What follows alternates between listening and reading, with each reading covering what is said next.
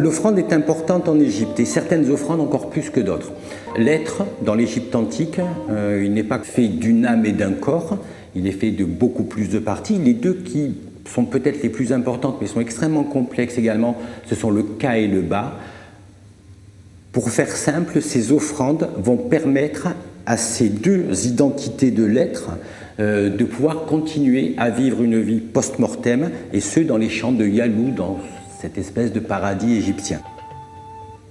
Ce groupe statuaire représente un couple de dédicataires, Imen Warstou et son épouse Hénoutou Djebou, en train de faire une offrande au dieu Osiris. Sur les deux côtés du trône se trouvent deux déesses gravées. Isis, qualifiée de Moutnéter, la mère du dieu, et de l'autre côté, la déesse Maat, elle qualifiée de Satré, à savoir fille de Ré. Lorsque l'on observe, et c'est là que cette pièce est intéressante, la dédicace qui va être faite en l'honneur du dieu Osiris, on s'aperçoit que chacun va avoir une vénération particulière. Pour l'épouse à la déesse Maat, et là où les choses deviennent surprenantes, l'époux, lui, va être plutôt dans la vénération d'un pharaon, le pharaon Téti. Tous les gens qui viendront pour faire des offrandes dans ce lieu, puissiez-vous donner des pains d'offrande, puissiez-vous verser de l'eau devant cette statue, et l'on consacrera pour vous des pains dans le domaine de Ptah et des libations d'offrandes dans Héliopolis, quand vous rejoindrez l'ouest de Memphis. Il faut entendre par là la rive occidentale et donc la zone de nécropole.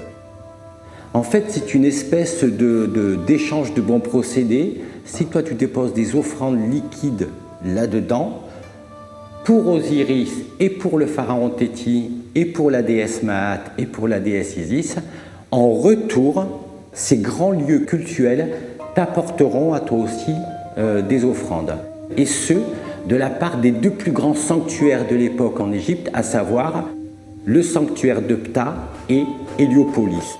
On est dans un système d'échange de bénédictions pour l'au-delà, ces champs de Yalou, donc égyptiens.